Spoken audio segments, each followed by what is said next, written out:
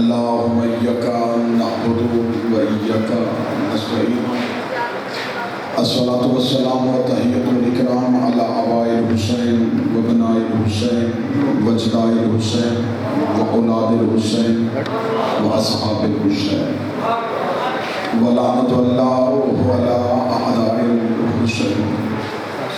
أما بعد فقد قال حق سبحانه وتعالى في كتابه المجيد وفرقانه الحميد وهو أصدق الصادقين وقوله الحق.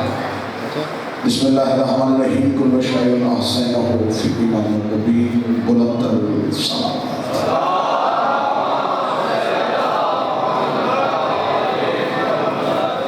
محبان نبی اہل بیت نبی حدار رسول اہل بیت رسول دعا ہے کہ آل محمد کا عظیم اللہ ہماری اس عظیم ترین عبادت کو اپنی بارگاہ میں شرف قبولیت عطا فرمائے.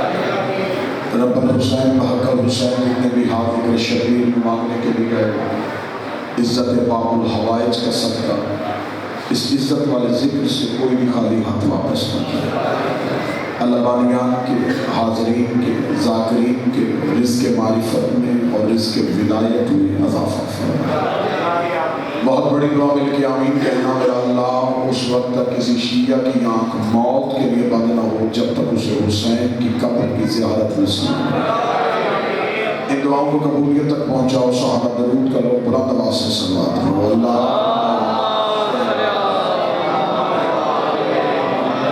اجازت ہے گفتگو شروع کی جا سکتا ہے.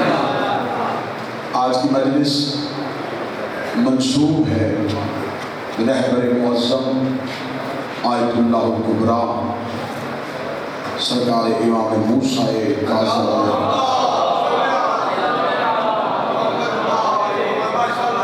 ذات گرامی کی ساتھ. میری کوشش ہوگی اپنی کامل علمی کا اعتراف کرتے ہوئے لیکن باب علم سے مانگی خیرات پہ اعتماد کرتے ہوئے کہ جتنی دیر بھی میں ممبر پہ ہوں میری زبان سے نکلا ہوا ایک ایک حرف دہلیز موسیٰ کاظم سے تیمم کرتا ہوا مودت کے کعبے کا طواف ہے. جتنی بھی دیر فضیلت ہو چکے ہو وہ فضائل اسی بادشاہ کا ہو کیونکہ یہ وہ تذکرے ہیں جو پورا سال میری قوم کے بچوں کو کم سننے کو ملتے ہیں. لہذا مجلس نعرے لگوانے کا نام نہیں مجلس پیغام پہنچانے کا نام. جس بادشاہ کا یہ تذکرہ ہے نام نامی اسم گرامی موسیٰ لقب کاظم. نام بادشاہ کا موسیٰ لقب مولا کا. یہ اماموں میں موسیٰ ہے.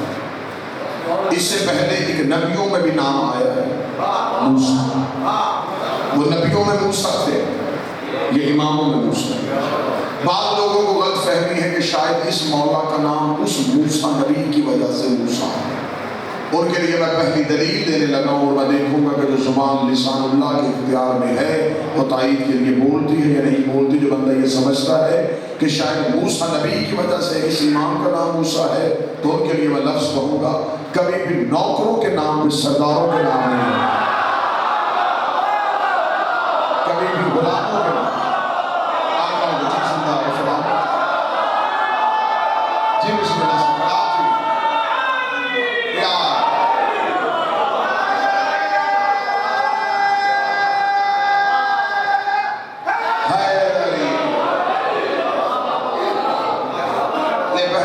سے آپ کو میرا عقیدے کا سفر شروع ہو گیا.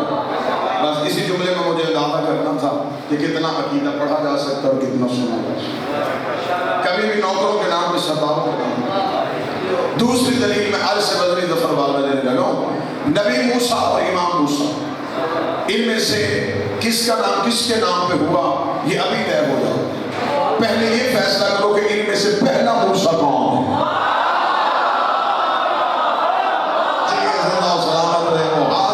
جو خیرات کے لیے اٹھا ابھی فیصلہ کر لیتے ہیں کہ ان میں سے پہلا موسیٰ کون. اگر تو موسیٰ نبی پہلے تھا یہ بات میں تو پھر اس کا مطلب ہے کہ ان کا نام ان کے نام. لیکن حدیث ہمیں بتاتی ہے کہ وہ موسیٰ ابھی وجود میں بھی نہیں تھا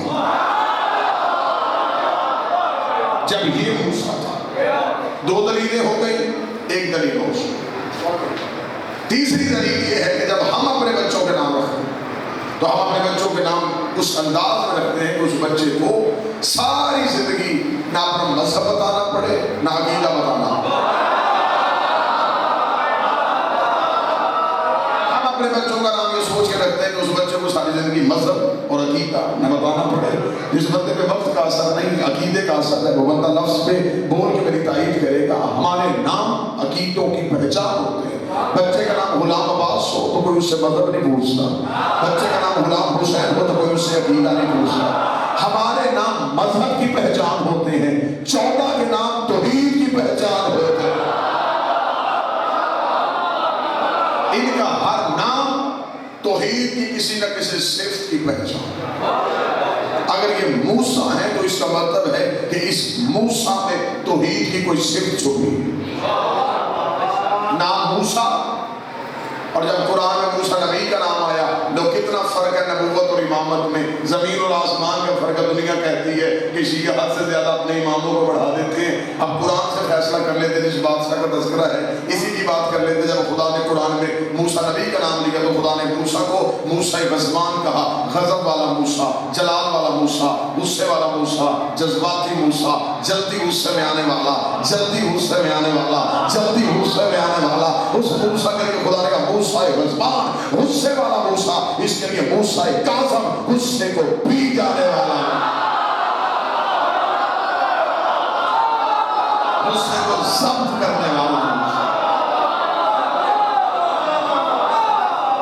اور دوسری یہ بات ہے کہ ان کے جو نام رکھے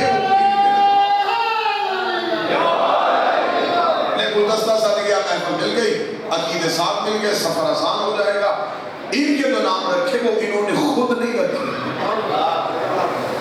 14 میں سے کسی کا نام بھی انہوں نے اپنی مرضی سے منتخب نہیں۔ یہ نام اس کے لیے ہوئے کیونکہ اس کو نام انہوں نے دیا تھا۔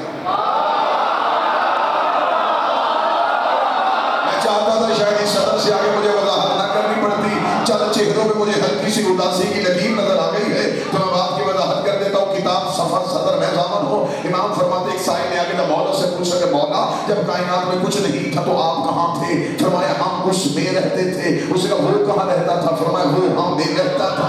اس نے کہا آپ اس میں رہتے تھے وہ آپ میں رہتا تھا۔ فرمایا نحنو ہوا نحنو، کبھی ہم وہ ہو جاتے تھے کبھی وہ ہم ہو جاتا تھا۔ نحنو ہوا وہ رہتا تھا ہم رہتے تھے، وہ ہوتا تھا ہم ہوتے تھے۔ پھر اس نے چاہا، اس نے ہمارے نور کو اپنے نور سے علیحدہ کیا۔ پہلی بار اس نے ہمارے نور میں اپنا سراپا دیکھا۔ اس نے ہم سے پوچھا من انتم و من انا، تم کون ہو میں کون ہوں، تم کون ہو میں کون ہوں۔ علی فرماتے ہم سب نے سجدہ کر کے کہا تو اللہ ہے، تو اللہ ہے، تو اللہ ہے، تو اللہ ہے۔ اللہ کا نام اللہ ہی 14 نے رکھا۔ آپ گھبرا کیوں ہو گئے؟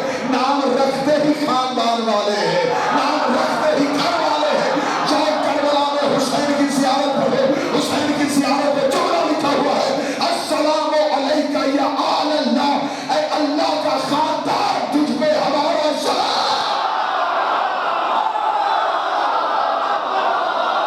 نام ہوتا ہی ہم نے اس کا نام رکھا، ہم نے اس کا نام رکھا، اس نے ہمارے نام رکھے۔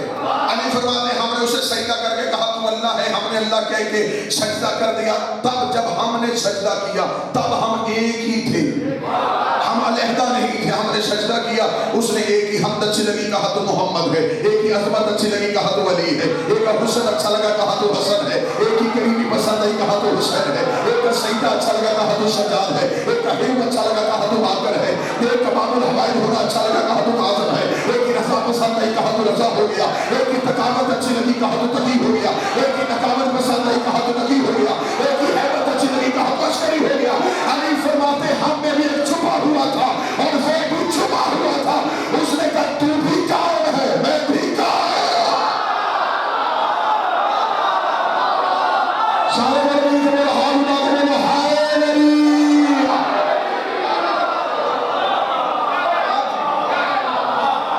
تو بھی قائم ہے۔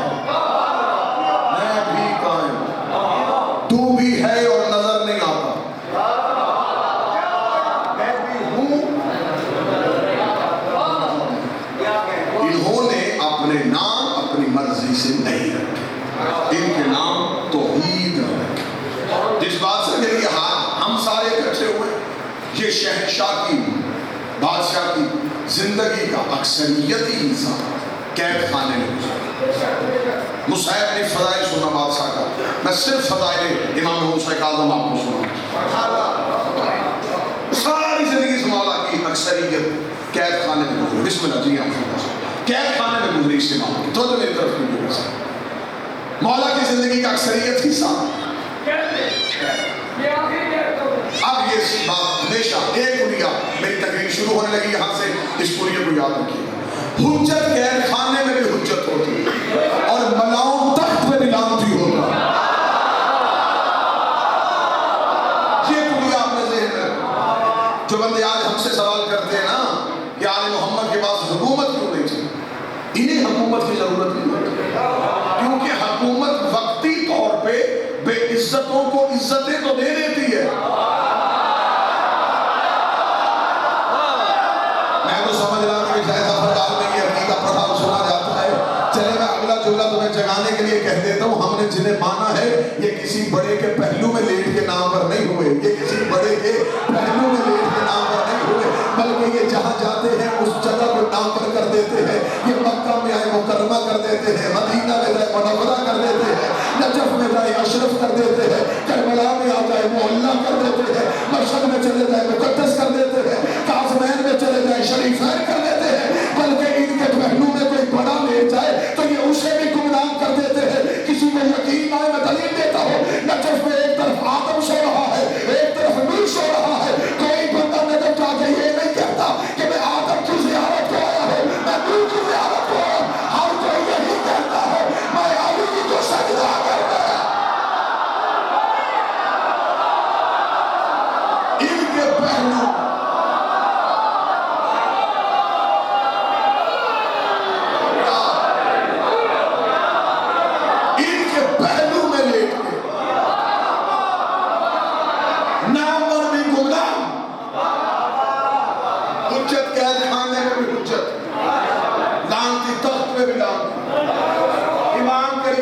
ضروری ہے ہی نہیں، حجت کے لیے اقتدار ضروری نہیں۔ کوئی بندہ دلیل مانگے قرآن ممبر پہ دیکھ لو، میں قرآن سے دلیل دوں۔ سب سے پہلا اللہ کا زمین پہ خلیفہ کون تھا؟ آدم۔ آدم کے پاس تخت نہیں تھا، خلیفہ تھا۔ عزت والے چہرے بیٹھے ہو تائی تو بولو نا میری۔ آدم کے پاس تخت نہیں تھا، خلیفہ تھا، اقتدار نہیں تھا، خلیفہ تھا، لشکر نہیں تھا، خلیفہ تھا، دربار نہیں تھا، خلیفہ تھا، سپاہی نہیں تھے، خلیفہ تھا۔ میرے اللہ تو نے آدم کو خلافت دی ہے، اسے حکومت دے دے، تخت دے دے، اسے تاج دے دے، اسے اقتدار دے دے۔ تو نے دنیا کی حکومت نہیں دی، تخت نہیں دیا، تاج نہیں دیا، اقتدار نہیں دیا، تو نے اسے خلیفہ بنا دیا۔ خدا نے کہا حجت پہلی زمین پہ اتر رہی ہے، میں دنیا کو پیمانہ دے دوں۔ آدم کے پاس تخت نہیں تھا، اقتدار نہیں تھا، حکومت نہیں تھی، لیکن آدم کے پاس ایک فضیلت تھی۔ آدم کے فرشتوں نے سجدہ کیا تھا، آدم کے فرشتوں نے تعظیم کی تھی۔ خدا نے کہا قیامت تک کے لیے دنیا رکھنا، قیامت تک میرا خلیفہ دیکھنا ہو، یہ نہ دیکھنا تخت کس کے پاس ہے، تاج کس کے پاس ہے، اقتدار کس کے پاس ہے، حکومت کس کے پاس ہے، یہ دیکھنا فرشتہ کس کے دروازے پہ ہے۔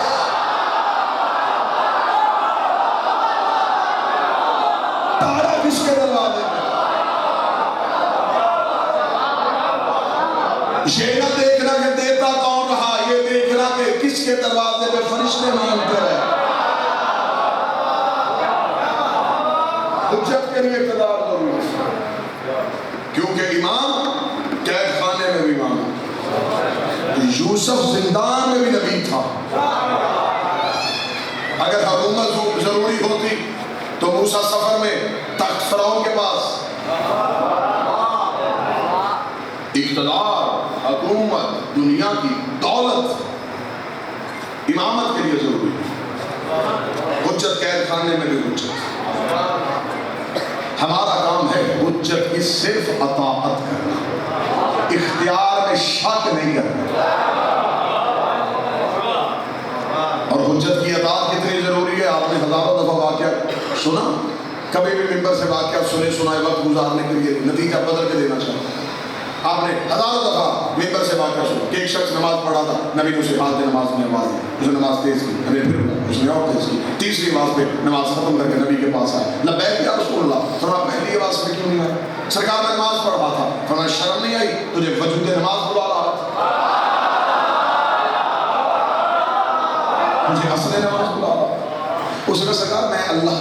بات کر رہا تھا. تو فرمایا میں نے تجھے آواز دی, تجھے سنی نہیں؟ سنی تھی. تو پھر کیوں نہیں آیا؟ سرکار میں تھا اللہ کی بارگاہ میں. اللہ بڑا ہوتا ہے, نبی چھوٹا ہوتا ہے. چھوٹے کی آواز پہ کوئی بڑے کے پاس سے نہیں آتا ہے. دلیل تو اس کی اپنی معرفت کے مطابق اچھا. نبی فوراً بولے. اگر نبی وہاں نہ بولتے تو وہ دلیل آج مذہب بن جاتی. نبی فوراً بولے. نبی نے فوراً بول کے کہا اچھا تو اس لیے نہیں آیا کہ اللہ بڑا ہے اور نبی چھوٹا ہوتا ہے. پہلے تو بتا, تو نے اللہ دیکھا ہے؟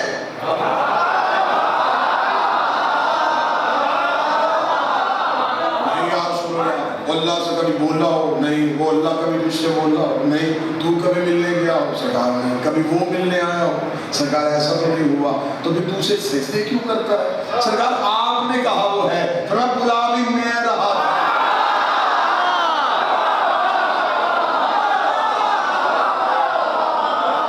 نکلے کہنے پہ نہ دیکھا اللہ مان لیا.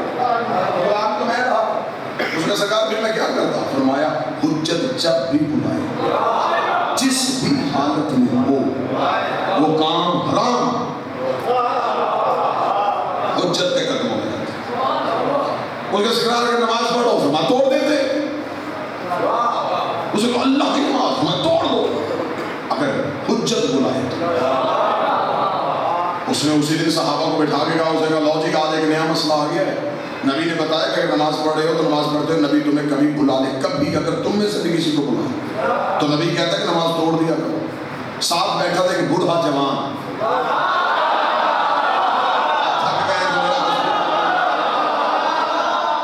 تقاضا حیات اسے بوڑھا کہتا تھا, محبت علی اسے جوان کہتا. نام تھا سلمان. نور کی طرح جھکی کمر کو الف کی طرح سیدھا کی. اس کی آنکھوں میں آنکھیں ڈال کے کہا تو کیا کہہ رہا ہے کہ اللہ کی نماز توڑی جاتی ہے؟ اس نے کہا ہاں سلمان, مجھے نبی نے کل بتایا. نماز پڑھ رہے ہو تو نبی آواز دے تو نماز توڑ دی جاتی. سلمان نے کہا میرے پہلوں میں کھڑے ہو کے نماز پڑھو. میں تجھے بتاؤں گا کہ اصل نماز کسے کہتے ہیں. عقیدوں کا امتحان لینا میں نے زندگی میں کبھی نہیں سیکھا. یقیناً عقیدے والے ہو تو مدرسے حسین میں بیٹھے ہو. اب جس کا ہاتھ کشکول بن کے خراب کے لیے اٹھنا چاہے گا تو اس کے لیے دعوت دینے لگا. اگلے دن سلمان کے پہلو میں ابائی نے کھڑے ہو کے نماز پڑھنی شروع کی. جناب سلمان نے تکبیرۃ الاحرام کا. تکبیرۃ الاحرام کے بعد سلمان نے نماز کو شروع کیا. نماز سلمان نے کہا بسم اللہ الرحمن الرحیم الحمدللہ رب العالمین الرحمن الرحیم مالک یوم الدین ایاک نعبد و ایاک نستعین ایاک نعبد و ایاک نستعین ایاک نستعین. بے سلمان آئے تھے کہ نبی کی آواز لگی سلمان. سلمان نے وہیں سے مصلی چھوڑا. نبی کے قدموں پہ لبیک یا رسول اللہ. سلمان پیاس لگی ہے, مجھے پانی پلا. سلمان نے مشکل سے پانی کا پیالہ بنا. نبی کے قدموں پہ نبی کو پانی کا پیالہ دیا. نبی نے پانی کا پیالہ پیا. سلمان نے پانی کا پیالہ لے کے وہیں رکھا. ہاتھ جوڑ کے یا رسول اللہ کوئی اور حکم. فرمایا سلمان واپس پلٹ جا. سلمان پلٹ کے مصلی پہ کھڑا ہوا. ایک دن صراط المستقیم صراط اللہ اپنی نماز کو ختم کر دیا. اب بھائی نے جلدی جلدی نماز ختم کر کے نبی کے قدموں پہ گیا. قدموں پہ جگہ بوڑھا ہو گیا. بطول کے دروازے پہ سجدے کرتے. اسے نماز پڑھنے کا طریقہ نہیں آتا. یہ ایاک نستعین سے نماز توڑ کے چلا گیا تھا. اس نے دوبارہ سے تکبیرۃ الاحرام نہیں کہا, بسم اللہ نہیں پڑھا, نیت نہیں کی. اس نے نماز وہیں سے کی شروع کر دی. نبی نے بات کہا سلمان یہ کہتا ہے تو توڑ کے آیا تھا, بکواس کرتا ہے, میں نے تو نہیں توڑی.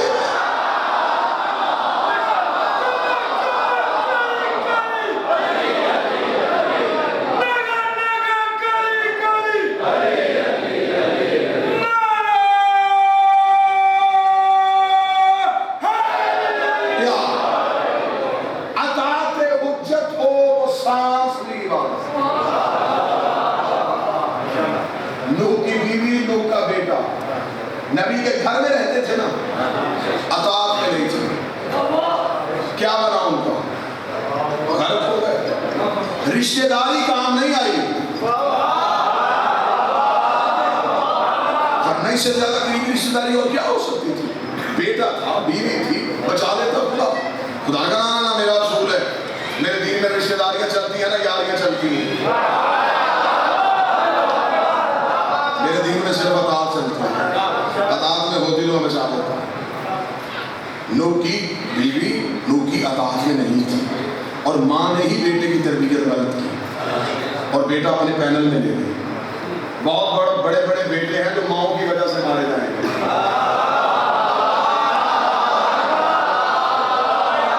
پہلے تو سمجھ گیا میں اسے داد دے دیتا اور اسی دن خدا نے میرا میں جملے کی وضاحت نہیں کر سکتا کیونکہ آپ سمجھتے ہیں کہ قدیم جو ہوتا ہے وہ بڑا آزاد ہو کے تقریر کر رہا ہوتا ہے. پنجرے میں بند ہو کے تقریر کر رہے ہوتے ہیں, بڑی چیزیں ہمارے مد نظر ہوتی ہیں, ملوث خاطر ہوتی ہیں. ایک سرسری سے یوں ہوا کے جھونکے کی طرف گزر جاؤں گا, جس نے وصول کیا میں اسے داد دے دوں گا.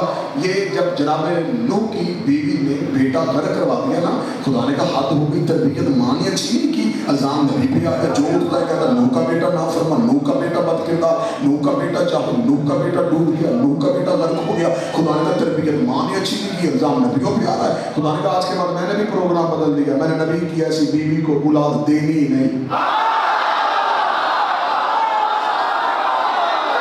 احسان کیا اس بندے نے جو اس بات میں بولا, مقروض کیا اس بندے نے جو اس بات میں بولا.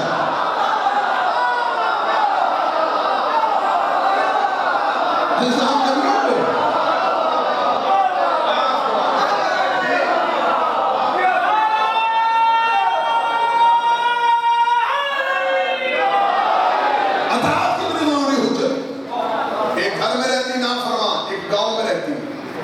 نام اس کا طریق ہے سالبیہ لکھا, سالبیہ نام اس بیوی, غریب عورت, کل کائنات ایک بکری, ایک گٹھڑی, ایک تھوم, ایک بکری, ایک گٹھڑی, ایک تھوم.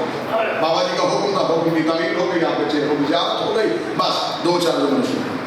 ایک بکری, ایک گٹھڑی, ایک تھوم. اس عورت کا کل سرمایہ, کون عورت؟ نوح کی بستی میں رہنے والی. اسے پتہ چل گیا کہ نوح کشتی بنا رہا ہے, روز دروازے پہ آتی, دروازہ کی طرف, اللہ کا نبی کب بن رہی ہے تیری کشتی؟ نوح نے کہا تو دروازے پہ کیوں آئی؟ اسے کہا سرکار میں اس لیے آئی, مجھے پتہ چلا کہ آپ کشتی بنا رہے ہیں. سرکار جب کشتی بنے مجھے ضرور ساتھ رکھیں. جو گھر میں بیٹھی وہ منکر, جو محلے میں رہتی وہ اطاعت میں. نبی نے کہا ٹھیک ہے میں تجھے بٹھاؤں گا. اگلا دن نوح گھر میں دروازے پہ دستک, اللہ کے نبی کشتی بن گئی. انہوں نے کہا تجھے کہاں نہیں کب بن جائے گی, میں تجھے بلا دوں گا. اسے کہا میں غریب عورت کو روز اس لیے آ جاتی ہوں, مجھے پتا ہے جب کشتی بن جانی ہے نا تو بعد میں آنے والوں نے آگے بیٹھ جانا ہے.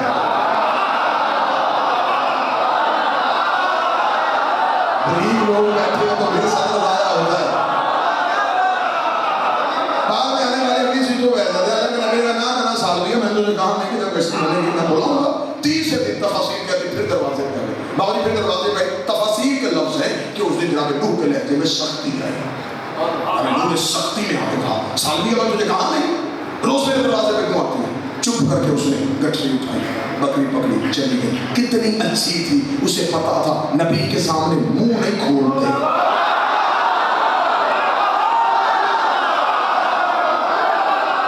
زبان دراز نہیں, چپ کر کے اٹھ کے چلی گئی. اب لفظ سنا جس نے یہاں دل سے دعا دے دی, یوں گلی کا موڑ نہیں ابھی سال کیا انہوں نے. یا جناب نوح سفینے پہ آ کے بیٹھے, جبریل آئے, یوں ہاتھ اٹھایا نوح نے. اللہ کہہ رہا کشتی کو ہاتھ نہ لگانا.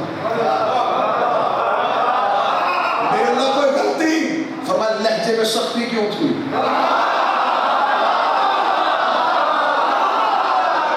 تجھے نہیں پتا وہ بغیر لالچ کے تجھ سے محبت کرتی ہے. جو بغیر لالچ سے پیار کریں ان کے ساتھ ایسے بولتے ہیں. وہی پہ نوح نے نالائن نہیں سب نے تفاصیل کر دی, دوڑا اللہ کا نبی, موڑ نہیں مڑا تھا. نوح نے بھی رک جا سالویہ, تیری وجہ سے میرا اللہ مجھ سے ناراض ہو گیا. اتنا کہنا تھا کٹنی زمین پہ رکھ کے کہہ لگی آج پتہ چلا کہ میں نوارث نہیں ہوں.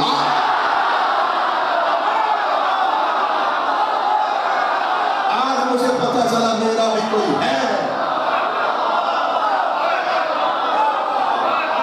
اس نے میری وجہ سے تجھے کہا. انہوں نے کہا ہاں اس نے مجھے روک دیا. اگر وہ تیری وجہ سے اس طرح مجھ سے بول رہا ہے, پھر میں اب جرمانہ یہ دینے لگا ہوں, آج کے بعد تو نے نہیں آنا. جب کشتی بنے گی میں خود تجھے لینے آؤں. اس لیے کمال الدین واقعہ میں نے امام شیخ صدوق نے 12ویں کی حدیث کو نقل کیا. امام فرماتے میرے شیعوں دن میں ایک دفعہ ضرور میرا ظہور مانگا کرو. اگر میرے آنے سے پہلے مر گئے تم نہ آنا, میں لینے تمہیں تمہاری قبر پہ آؤں گا. تم صرف ظہور مانگنا, تم صرف مجھ سے مانگنا, میں تمہیں لینے کے لیے آؤں گا. بس حجت کی اطاعت کتنی ضروری ہوتی ہے, حجت کی اطاعت کتنی ضروری ہوتی ہے. قرآن کہتا ہے کہ ادھر نوح کے طوفان کا پانی ہے، تنور سے پانی ہے، پوری کائنات پانی میں ڈوب گئی. مجھے طوفان نوح کا واقعہ نہیں سنانا، مجھے امام موسیٰ کاظم کی اسی سیرت میں رہنے حجت کی اطاعت آپ کو سمجھانی ہے. پوری کائنات میں پانی غرق ہو گئی پوری کائنات. نوح نے جوڑا کشتی میں بٹھایا، نوح کی کشتی کو ہجوندی بجا کر رک گئی. بابا نسیم شاہ سے لے کے آخر تک جتنے عزادار بیٹھے ہو، ادھر نوح کی کشتی کو ہجوندی بجا کر رکی. نوح نے خشکی کے جزیرے میں جا کر نوح نے پوری کائنات کا معائنہ کیا. پوری کائنات میں پانی ہی پانی تھا. دور ایک ایسی جگہ تھی جہاں پانی نہیں جا رہا تھا بلکہ طواف کر کے گزر رہا تھا، طواف کر کے جا رہا تھا. نوح نے سمجھا یہاں کسی نبی کا گھر ہے یا کسی نبی کی قبر ہے، یہاں پہ عذاب کا پانی کیوں نہیں آیا. نوح کشتی میں بیٹھ کے اس جزیرے کے قریب گیا. نوح کا پہلا قدم خشکی میں آیا. نوح کی آنکھیں کھلی کی کھلی رہ گئی. وہی بھی سال گیا چولہے میں بیٹھی روٹیاں پکا رہی تھی، چولہے میں بیٹھی روٹیاں پکا رہی تھی. اللہ کے نبی کو آتے دیکھا، جلدی سے اپنے ہاتھ دھوئے، گٹھڑی اٹھائی، بکری کھولی، دیکھ دی بن گئی تیری کشتی، بن گئی تیری کشتی. نوح نے کہا بی سال گیا، پانی تو آ کے چلا بھی گیا، عذاب تو آ کے تھم بھی گیا. اس نے کہا تیری عزت کی قسم ہے، نہ میں نے آتے دیکھا ہے، نہ میں نے جاتے دیکھا ہے، نہ میں نے چڑھتے دیکھا ہے، نہ میں نے اترتے دیکھا ہے. نوح نے کہا میرے اللہ کائنات ڈوب گئی، اس کے گھر پانی کیوں نہیں آیا؟ اب آ گئی دھیمے لہجے میں بات کر. وہ کافر تھے، یہ تیری مومنہ تھے. وہ کافر تھے، یہ تیری مومنہ تھی. سفر والوں نے پوری تکلیف بھول جانا. جملہ یاد رکھنا، ساری زندگی علی ولی اللہ پہ پکے رہنا، حسین کی عزاداری پہ پکے رہنا. قیامت آ کے چلی بھی جائے گی، تمہیں پتہ ہے نہیں چلے.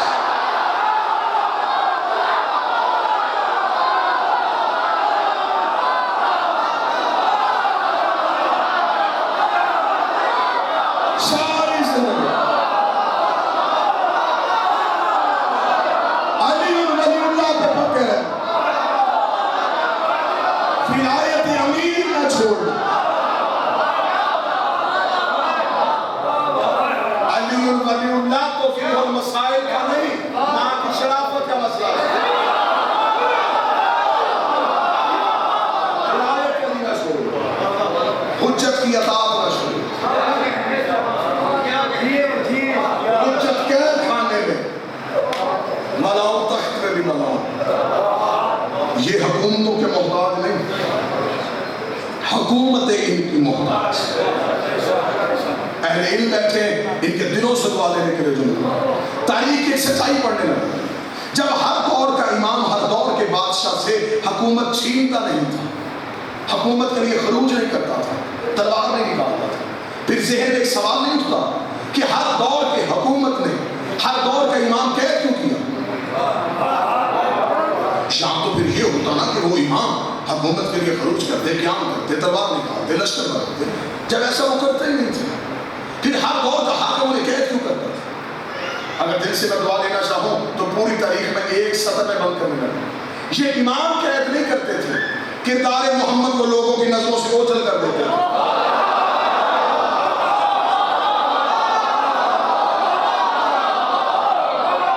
جس کی تاریخ میں نظر تھی ان کے دل سے دعا نہیں.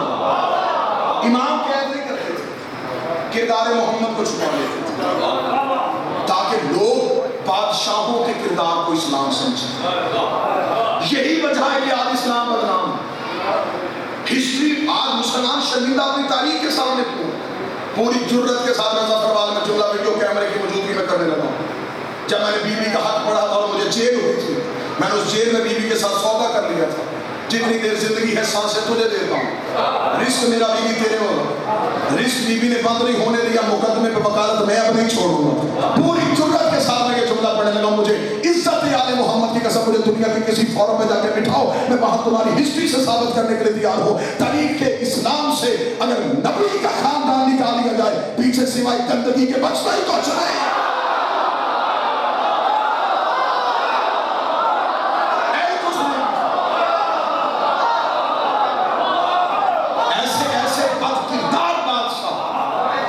مجلس میں میری بہنیں بیٹیاں بیٹھی ہیں، ممبر کی تہذیب اس بات کی اجازت نہیں دیتی کہ ہم ان بادشاہوں کے کردار پڑھیں. ایسے ایسے غلیظ لوگ نبی کے ممبر میں بیٹھے، بد کردار لوگوں کو. یہی وجہ تھی کہ آج کیا ہے، 26 رجب گزری ہے، آج ہی کے دن حسین نے کہا تھا ولید سے نہیں. جب ولید نے کہا بیعت کر دے، حسین نے کہا نہیں. وہ نہیں آج ہماری مجلسوں میں زندہ ہے. یہ جو قوم بیٹھی ہے نا، یہ لوگ، یہ اس نہیں کی وجہ سے، وہی حسین والی نہیں ہمارے پاس ہے. آج لوگ ہم سے کہتے ہیں مجلس نہ کرواؤ، ہم کہتے ہیں نہیں، ماتم چھوڑ دو، نہیں، سنجید نہ مارو، نہیں، یہ نہیں ہماری نہیں، حسین کی نہیں ہے. جو اہل علم بیٹھے ہیں حسین کے پاس بھی یہ جو نہیں ہے، یہ توحید کی نہیں ہے. توحید کا آغاز بھی نہیں سے ہے. لا نہیں، الا اللہ، پھر اللہ، پہلے نہیں. حسین نے ولید کے دربار میں کھڑے ہو کے کیا کہا اس نے؟ وہ فاسق، وہ فاضل کہتا ہے کہ میں اس کی بیعت کروں، مجھ جیسا اس جیسے کی بیعت کروں. تاریخ کے ماتھے پہ حسین کا جملہ جھومے بن کے چلا پڑا. حسین نے کہا وہ مجھ سے بیعت مانگتا ہے، کہہ کے امام زیر اللہ مسکرائے. مسکرا کے امام نے چلنا شروع کیا. ولید کے دربار میں یوں دروازے پہ پہنچے تھے. ولید نے تخت پہ اٹھ کے کھڑے ہو کے کہا رسول کا بیٹا، میں آپ کو مجبور تو نہیں کرتا، لیکن صرف اتنا بتا دے میں نے اسے واپسی خط لکھنا ہے، کریں گے یا نہیں کریں گے، صرف ہاں یا نہ بتا دے. حسین نے مڑ کے کہا کرنے کا نہ کرنے کا سوال ہی پیدا نہیں ہوتا، اسے صرف اتنا بتا انا حسین ابن علی، انا حسین ابن علی، انا حسین ابن علی. مقروض کرے گا وہ بندہ جو سوچ کر جملے میں بولے گا. جب کہنا انا حسین ابن علی، اس نے کہا یہ وہ جانتا ہے آپ علی کے بیٹے ہیں. فرمایا اگلی بات وہ خود سمجھ جائے گا، جب میرا باپ اس جیسے کی نہیں کرتا میں اس جیسے کی کرتا. اسے نہیں پتا میں علی کا بیٹا، اسے پتا ہے میں علی کا بیٹا. اگر میرے باپ نے نہیں، میں کیوں؟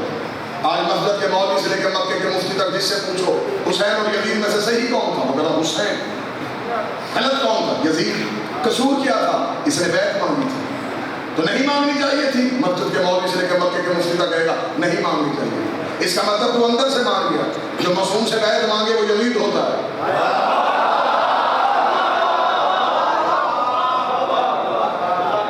تو پھر ہمیں ایک یزید نہ دے. ہم چاہتے ہیں ہم قتل حسین پہ انکوائری ہو، تحقیق ہو. قتل حسین میں صرف یزید ہی مجرم نہیں، یزید کے سامنے حسین نے تو انکار کیا. جنہوں نے کی تھی بیعت وہ کون تھے؟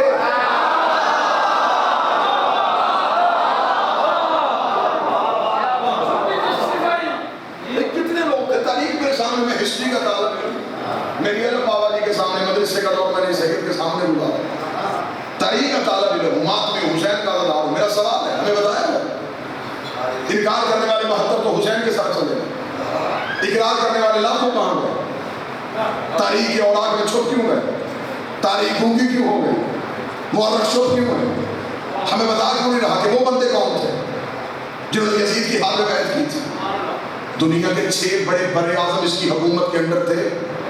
ہمارے ملک پاکستان میں ملتان تک اس کی سلطنت آ گئی تھی. اتنے بڑے رقبے کا یہ حکمران بن بیٹھا تھا. اس کا مطلب اتنے رقبے میں جتنے مسلمان رہتے تھے انہوں نے اس کی بیعت کی تھی. تو پھر قرآن کہتا ہے کہ کوئی مسلمان فاسق کے ہاتھ میں بیعت کرے تو وہ کافر ہو جاتا ہے.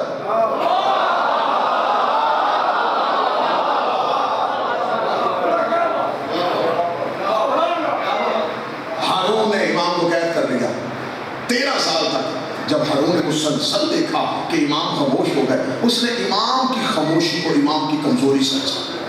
اسے سمجھا کہ اب امام کمزور ہے ہو گئے، اب میں نے قید بہت سخت کی ہے، اب امام نہیں بولیں گے. 13 سال کا اس نے جب عرصہ دیکھ لیا، اب اس نے ایک جرأت کی. اب صرف دیکھیے کہ حجت اور بادشاہ کے کردار میں کتنا فرق ہوتا ہے. موضوع میرا صرف فضائل امام موسیٰ کا ہے. حجت کیا ہے اور بادشاہ کیا ہے. بادشاہ نے سوچا کہ اب امام خاموش ہو گئے. اس نے فوراً مولوی اکٹھے کیے. اس نے اکٹھے کر کے کسی نہ کسی طریقے سے مجھے اہل بیت میں شامل کرو. تاریخی سچائی میں آپ کے سامنے پڑھنے لگا. بڑا مشکل ہوتا ہے ممبر پہ کسی خطیب کے لیے تاریخ پڑھنا، اور میں تاریخ کے اس سنگریزوں سے گزرنے لگا ہوں اور موتی آپ کے حوالے. ہارون نے تخت پہ بیٹھ کے مولویوں سے کہا کہ مجھے اہل بیت میں شامل. ان کا بڑا آسان ہے تجھے اہل بیت میں شامل کرنا. کیسے؟ اس نے کہا تو ہے رسول کے چچا عباس ابن عبد المطلب کی نسل میں، تو لہٰذا تو رسول کے رشتے دار. اور یہ جو ہے یہ ہے رسول کی بیٹی کے بیٹے. بیٹی کا بیٹا وارث نہیں ہوتا. ہم تمہیں وارث کر دیں گے کہ بیٹی سے نسل نہیں چلتی, نسل ہوتی ہے تو نہال سے. تم رسول کے چچا کے بیٹے ہو لہٰذا تم رسول کے وارث. مولویوں نے قرآن کی دلیل لکھ کے فتویٰ لکھ دیا. اس نے پوری دنیا سے لوگ اکٹھے کیے کہ آج میری اعلان ہوگا کہ آج میں باقاعدہ اہل بیت میں بھی ہوں, میں خلیفہ بھی ہوں اور میں امام بھی ہوں. ہارون نے جب دربار سجا دیا پوری دنیا سے لوگ آ گئے. عمرہ کی کرسیاں علیحدہ, نامہ نگار علیحدہ, ملکوں کے سفیر علیحدہ, ساری دنیا سے بٹھا کے بہت بڑا طرز ہے. لمبی لائنیں مولویوں کی جنہوں نے اس کی اہل بیت میں شامل ہونے کا اعلان کرنا تھا. ہارون تخت پہ آ کے بیٹھا, اس نے سر پہ اپنے تاج رکھا, ہوا پہنے, یہ تخت پہ آیا. دربار کے سرکاری مولوی آ کے سامنے آ کے خطبہ دینا شروع کیا. اس نے کہا نہیں جی, آج اتنے علماء کرام نے لمبی چوڑی قرآن کی تحقیق اور تفاسیر کو اکٹھا کر کے یہ نتیجہ نکالا ہے کہ یہ عباسی جو ہیں یہ عباس ابن عبد المطلب کی اولاد میں سے ہیں, لہٰذا فاطمی جو ہیں یہ اولاد فاطمہ ہیں. بیٹی کے بیٹے سے نسل نہیں چلتی, نسل ہمیشہ نہال سے چلتی ہے, لہٰذا یہ وارث. ابھی اس کی اہل بیت میں شامل ہونے کا اعلان ہونا باقی تھا, یا دربار کی آواز زندان میں چلی گئی. اب کس نے اس تمہید میں میرا ساتھ دیا, نتیجہ ملا. دربار کی آواز زندان میں گئی, کڑیوں سے حجت نے سر اٹھایا. امام نے انگڑائی دی, جسم کے زیور زمین پہ گرے. اب جس کا ہاتھ کلیجے پہ ہوگا پھر وہ بلائے علی پہ جھومے گا. امام کا پہلا قدم زندان میں تھا, دوسرا دربار میں آ گیا.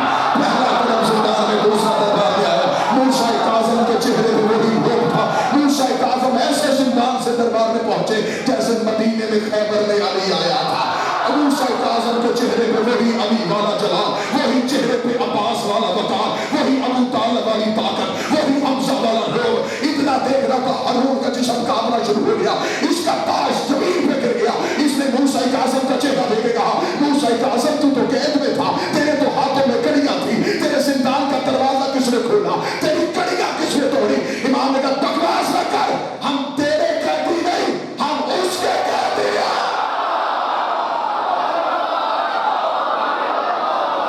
ہم تیرے قیدی نہیں. خطبہ سننا مولا کا, مولا نے فرمایا ہم امر الہی کے قیدی ہیں. تو نے کیا سمجھا, تو نے مجھے باندھا ہوا ہے, ہم اس سے بندھے ہوئے ہیں. جب تک ہم چاہیں گے ہم رہیں گے. خطبے کی ایک اور سطر سن لینا. امام نے کہا یہ جو تجھے اہل بیت میں شامل کرنے آئے نا, مولا کی قسم آصف علوی کی پوری زندگی کو بندہ چھین دے, مجھے اس مولا کے اس جملے کی قدر دے دے. امام نے فرمایا یہ جو تجھے اہل بیت میں شامل کریں یہ مولوی, چند دن پہلے تو ان کی گردنوں میں صلیبیں تھیں.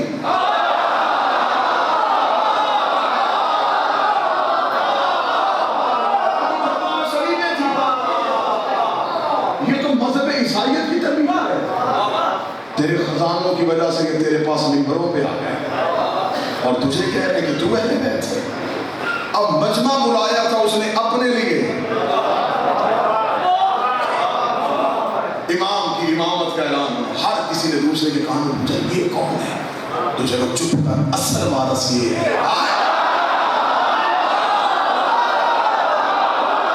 جسے چھپا کے رکھا تھا. دوسرے کا یہ ہے رسول کا بیٹا, یہ ہے بطول کا بیٹا. اچھا تو اسے قید کیا ہوا تھا. پورے دربار میں ابھی لوگوں کے اندر سے ہارون پہ لعنت ہو رہی تھی. یا امام نے اگلی سطر کہہ کے اس کی خلافت کا توہین کر دیں. امام نے کہا اچھا تو اہل بیت میں شامل ہونا چاہتا ہے, تو اگر شامل ہونا چاہتا ہے تو میں تجھے کرتا ہوں, تو مجھے سوال کا جواب دے, تو اہل بیت ہو جائے. تو مجھے سوال کا جواب دے, ہارون کا جسم اب یوں کام رہا ہے, کام جو ہارون نے کہا کہ پوچھے کیا سوال ہے. امام نے کہا تو مجھے صرف اتنا بتا دے, اگر ابھی اسی وقت اسی جگہ پہ پیغمبر آ جائیں اور تجھ سے تیرے بیٹی کا رشتہ اپنے لیے مانگے, تیرا جواب کیا ہوگا؟ ہارون کے چہرے میں مسکراہٹ ہے, مسکرا کر جواب کیا ہوگا جی, 2 رکعت نماز شکرانہ ادا کروں گا کہ نبی جیسا میرا دماد بن رہا ہے، فوراً بیٹی دے دوں گا۔ فرمایا یہی تجھ میں اور مجھ میں فرق ہے، تجھ سے مانگ سکتے ہیں، مجھ سے نہیں مانگ سکتے، میری بیٹیاں محبت کی بیٹیاں ہیں،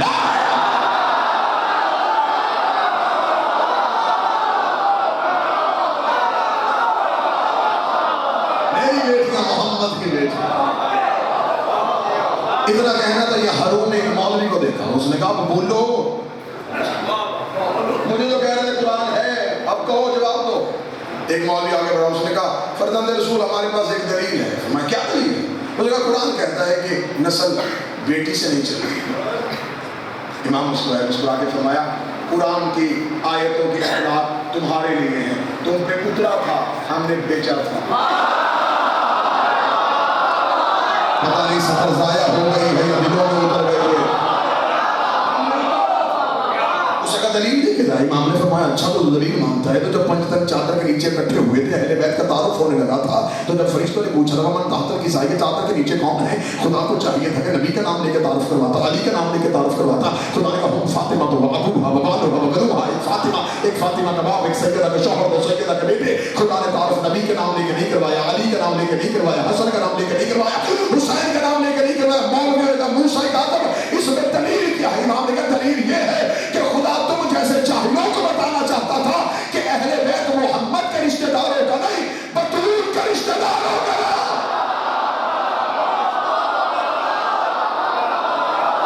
جو فاطمہ کا رشتہ دار ہوگا وہ اہل بیت۔ اگر یہ سطر نہیں پڑھنے لگا، میں یوں تاریخ کا جگر نکالنے لگا اور آپ کے ہاتھوں میں رکھنے لگا۔ ہمیشہ گندے شجرے والے لوگ پاکیزہ شجرے کی آڑ میں چھپتے ہیں، جن کی تاریخ سے وابستگی تھی، ان کے چہروں میں مسکراہٹ بھی آ گئی اور ہاتھ بھی اٹھ گیا۔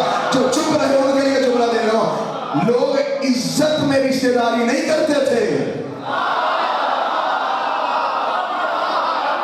شجرے میں شامل ہونے کے لیے رشتہ داری کریں گے، اولاد ہوگی، اولاد ذریت بن جائے گی، ہم خاندان ہو جائیں گے۔ یہ سیاست لڑاتے رہے، وہ اپنی لڑاتا رہا، انہوں نے بیٹیاں دی، اس نے نسل ہی بیٹی سے چلا دی۔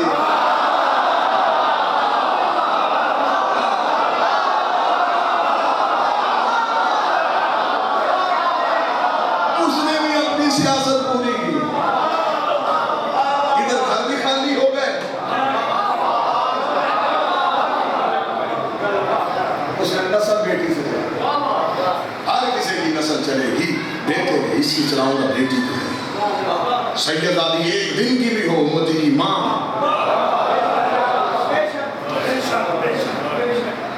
کبھی بھی غیر سید یہ کہہ کے عزت صلاح پہ حملہ نہ کرے کہ اپنے سیدادی جو ہے وہ غیر سید سے کرے۔ سیدادی کے صدقہ حرام ہے، غیر سید پہ حلال ہے۔ حرام اور حلال کا فرق ہے۔ سیدادی ایک دن کی بھی ہو تو امت کی ماں۔ سادات کی عزت کو سمجھو، عزت سادات کو سمجھو۔ جس بادشاہ کے جنازے کا اس کے بابے کا فرمان ہے، جو سید کے احترام میں جان بوجھ کے کھڑا نہ ہو، اللہ اسے لا علاج مرض میں مبتلا کرتا ہے۔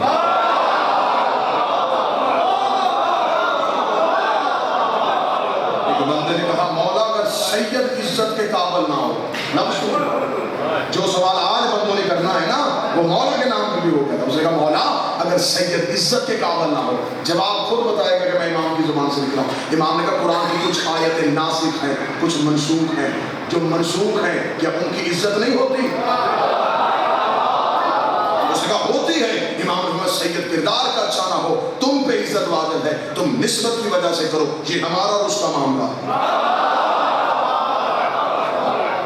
اگر تم کسی برے سید کی عزت نہیں کرو گے تو ایسا نہ ہو کہ تم اچھے سید کی عزت سے محروم ہو جاؤ۔ اہل بیت چلے ہیں تو رسول کی بیٹی فاطمہ سے، حجت نے قید خانے میں اہل بیت کی عزت سے دکھائی۔ یہی وجہ تھی۔ ایک چھوٹا سا واقعہ اور یہاں پہ اپنے بچوں کے، قوم کے، نسل کے حافظے مضبوط کرنے کے لیے پڑھیں۔ یہی جناب عباس ابن عبد المطلب جو رسول اور علی کے چچا تھے، رسول کے جانے کے بعد یہ مولا علی کے گھر آئے تھے۔ انہوں نے مولا علی کے گھر آ کے کہا تھا یا علی کیونکہ میں خاندان کا بزرگ ہوں، میں رسول کا اور آپ کا چچا۔ رسول کے تبرکات جو ہیں وہ آپ کے گھر پڑے ہیں، وہ رسول کا امامہ مبارک، عبا، جبہ، کبا، چادر، عصا، نلین، یعنی اگر آپ مناسب سمجھے تو آپ مجھے جتنی دیر میں زندہ ہوں، کیونکہ میں بزرگ ہوں، وہ میرے گھر میں رہے، جب میں دنیا سے چلا جاؤں گا تو آپ لے لیں۔ علی مسکرا کے فرمایا ٹھیک ہے چچا عباس آپ لے جائیں۔ جناب عباس ابن عبد المطلب بزرگ تھے، بیٹھے، مولا علی کمرے میں گئے، شیعہ سنی طریقے متفق اسناد کے ساتھ نہ کریں۔ مولا علی کمرے میں گئے اور کمرے میں جا کے ڈالیں تبرکات کا صندوق، نبی کا ماما اٹھایا، جناب عباس کا ماما اتار کے نبی کا ماما ان کے سر پہ رکھا، نبی کی عبا ان کے دوست پہ ڈالی، نبی کی چادر ان کے کاندھے پہ، نبی کی عصا ان کے ہاتھ میں، نالین سامنے رکھی۔ چچا عباس اٹھیے،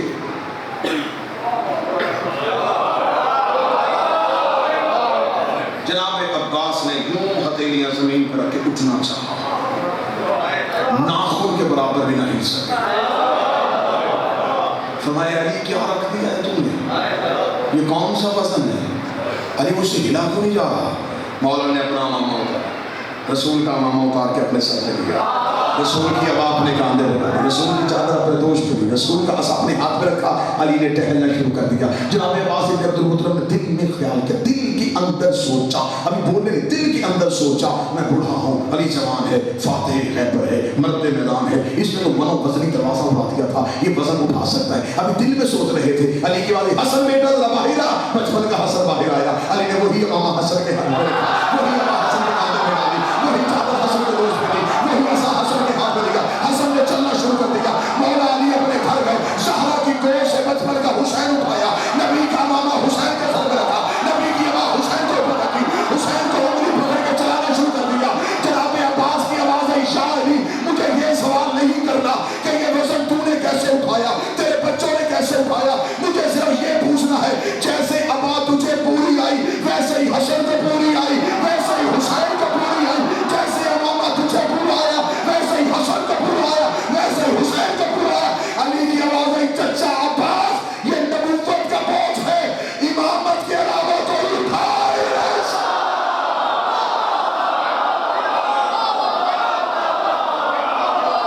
یہ نبوت کا بوجھ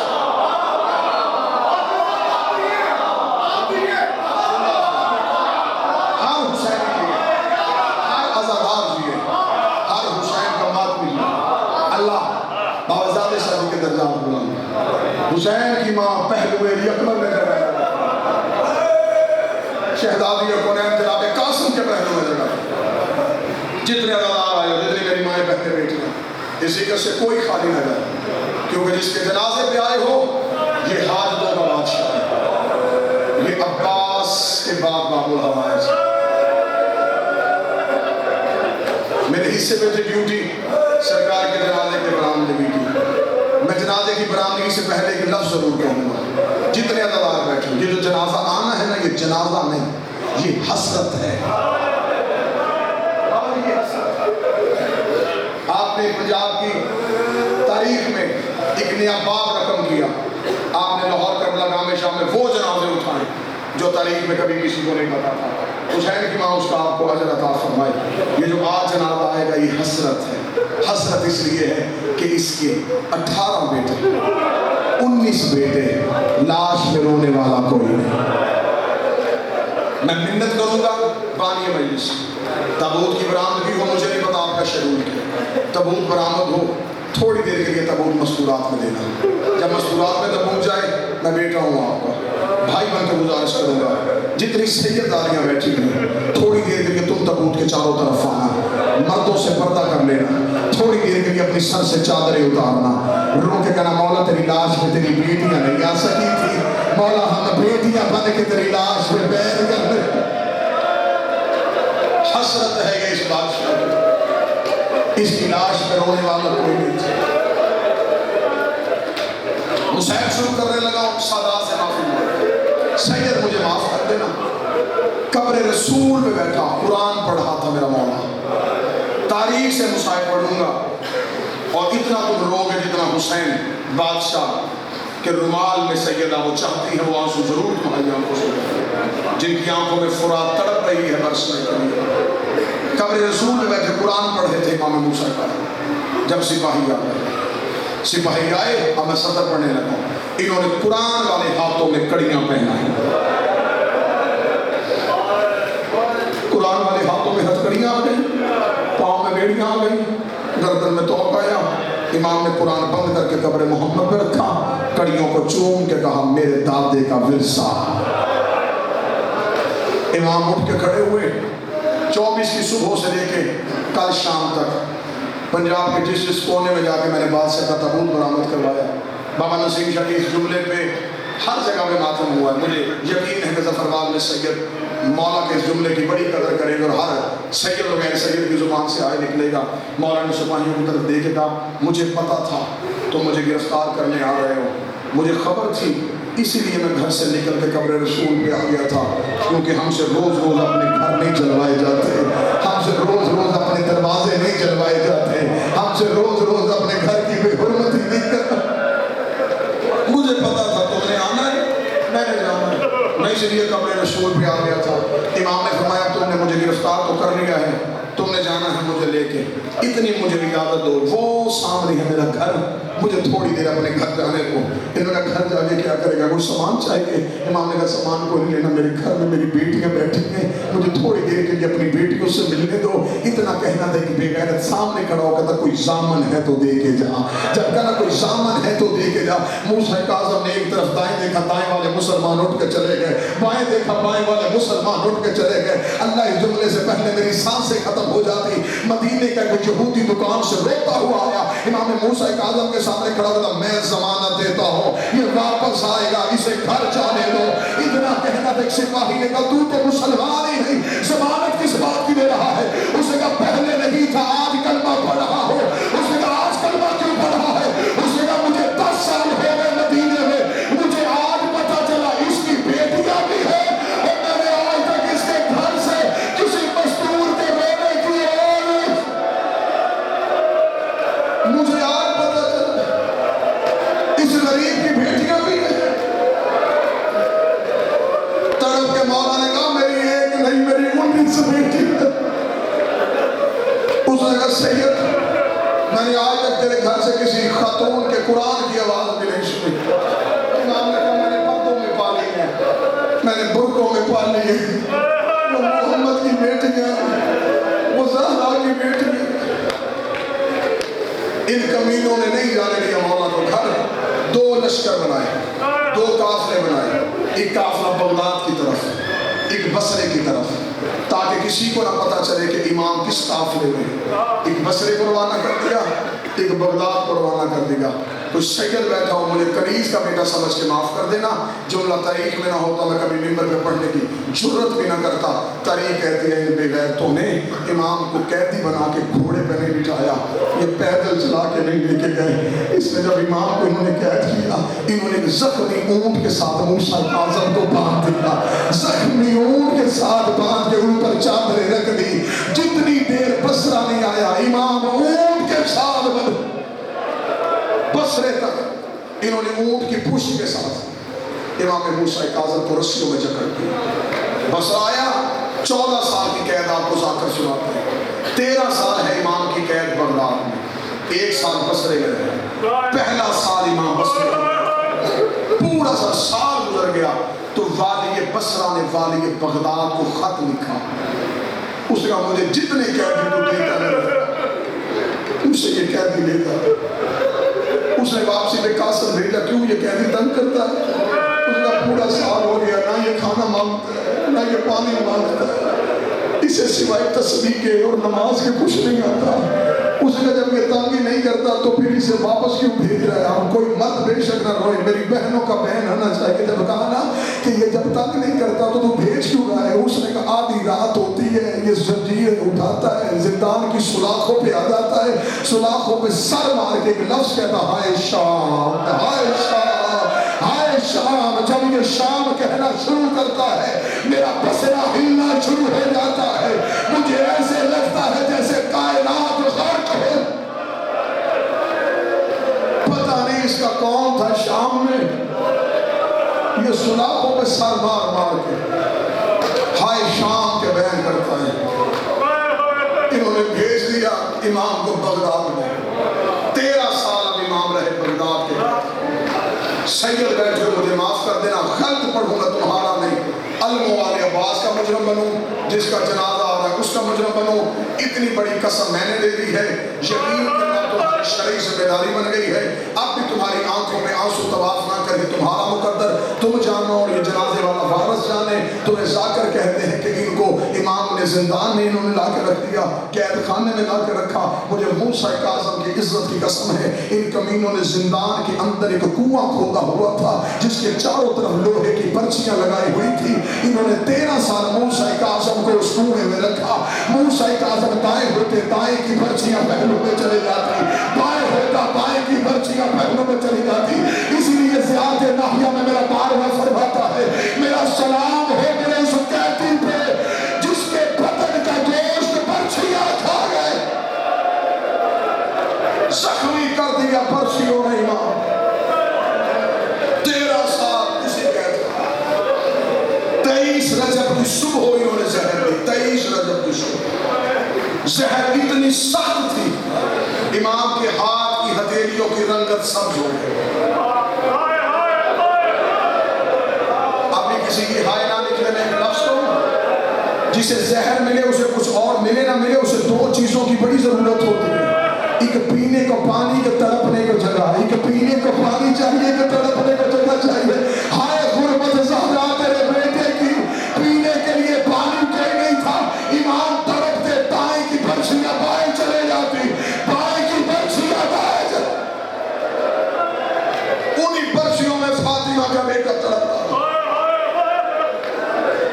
25 رجب کی صبح 24 اور 25 کی درمیانی رات، 23 کی زہر، 23 کا سارا دن تڑپتا رہا، 23 کی ساری رات تڑپتا رہا، 24 کا دن تڑپتا رہا، 24 اور 25 کی جب درمیانی رات آئی نا، میرے مولا نے لفظ سنا، میرے مولا نے یوں زندان بان کو آواز دی، زندان بان کو، بابا جب میں اشارہ کروں تب جنازہ لے کے آئیے گا، زندان بان کو امام نے آواز دی، زندان بان نے کھڑکی کھولی، اس نے کھڑکی سے زمین پہ دیکھا، اس نے کہا قیدی 13 سال ہو گئے تو نے کسی کو نہیں بلایا، آج تو نے کیوں بلایا؟ امام کہتے 13 سال ہو گئے مجھے اس قید خانے میں نے تجھ سے کچھ نہیں مانگا، اس نے کہا ہاں میں گواہی دیتا ہوں تو نے کچھ نہیں مانگا، امام کہتے آج میری آخری رات ہے، اگر تو کہے تو میں بیٹیوں سے مل آؤں، اتنا کہنا تھا یہ دے کہ کہتا قیدی میں کبھی نہ روکتا لیکن بغداد سے مدینہ سفر بڑا ہے، امام نے کہا ہم سفروں کے محتاج نہیں ہوتے، دروگا کہتا میری نظروں کے سامنے امام آنکھوں سے اوجھل ہو گئے، ادھر امام بغداد سے نظروں سے اوجھل ہوئے، ادھر مدینے نے حالت کیا تھی، رضا کی امام مصلی پہ بیٹھی تعلیمات پڑھ رہی تھی، امام کے کڑیوں کی چھن چھن کی آواز آئی، رضا کی ماں نے اپنی چادر سنبھالی، چادر سنبھال کے کہتی ہے تو لاوارث کا گھر سمجھ کے آ گیا ہے تو پھر تو نے غلطی کی ہے، واپس چلے جا ورنہ میں کربلا سے عباس کو بلاؤں گی، عباس کا نام آنا تھا، موسیٰ کاظم کی چیخ نکلی، بی بی رو کے کہتی میرے گھر میں رونے کیوں آیا ہے، آواز رضا کی ماں پہچان نہ موسیٰ کاظم ہو، موسیٰ کاظم کا نام آنا تھا، امام رضا کی والدہ قدموں پہ گر کر رو کہتی مجھے اتنا بتا رہنے آیا ہے یا ملنے آیا ہے، رہنے آیا ہے یا ملنے آیا ہے، امام نے کہا مجھے زہر مل گئی ہے، میری آخری رات ہے، بی بی رو کہتی پھر تجھے تیری امانت کا وعدہ واپس چلے جا، میری بیٹیاں نہ جگانا، امام نے کہا کیوں نہ ملو، رو کہتی مولا کتنے سال ہو گئے آپ کو قید میں، فرمایا 14، فرمایا عیدیں کتنی گزری، فرمایا 28، کہا تیری غربت کی قسم ہے 28 عیدیں تیری بیٹیوں نے دروازے پہ کھڑی ہے گئے،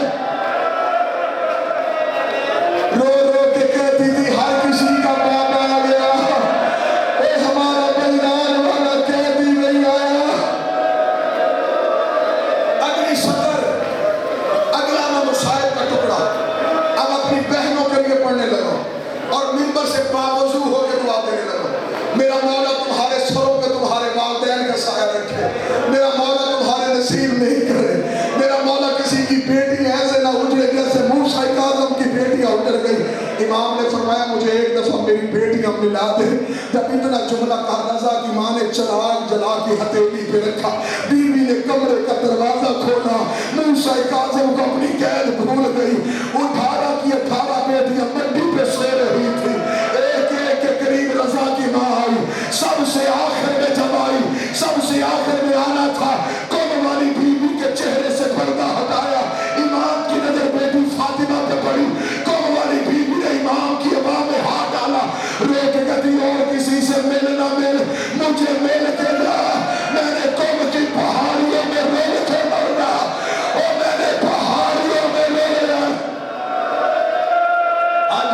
سبحان اللہ. رونا حسین کی ماں کسی کا ماں. میرا قیدی بابا مجھے مل کے جا. بیٹیوں سے ودا. امام 25 کی سو. امام واپس زندان میں چلے گئے. 1 یا 1.5 منٹ اور پڑھوں گا. جنازہ بے شک سامنے لے آئیے. 1 یا 1.5 منٹ اور پڑھوں گا اور وہ 1.5 منٹ میں یوں معافی مانگوں گا. بابا جی ہاتھ جوڑ کے معافی مانگوں گا. کتنے سید بیٹھے ہیں. امام موسیٰ کاظم کی اگر اولاد بیٹھے, میں ہاتھ جوڑ کے معافی مانگنے لگا ہوں. مجھے بی بی کی غربت کی قسم, یہ جملے کتاب میں نہ ہوتے میں کبھی ممبر پہ نہ پڑھتا. 25 کی صبح امام آ گئے واپس زنجیروں میں, انہیں پرچیوں میں. ہارون رشید نے آدھی رات کے وقت زندان کا دروازہ کھلوایا. اس نے کہا کھڑکی کھول کے دیکھو ابھی زندہ ہے یا مر گیا ہے. ایک بے غیرت نے کھڑکی کھولی. امام کی آواز آ رہی تھی, یا صبور ہو یا قدوس, یا صبور ہو یا قدوس. اس نے کہا ابھی تک فاطمہ کا بیٹا تسبیح پڑھ رہا ہے. اس نے صدر ابن اشعث بے غیرت کے ہاتھ میں لوہے کا تازیانہ دیا. اس نے کہا زندان میں نیچے اتر جا. یہ لوہے کا تازیانہ لے کے زندان میں آ گیا. امام برچھیوں کے درمیان تھے. اس بے غیرت نے تازیانے برسانے شروع کر دیے. یہ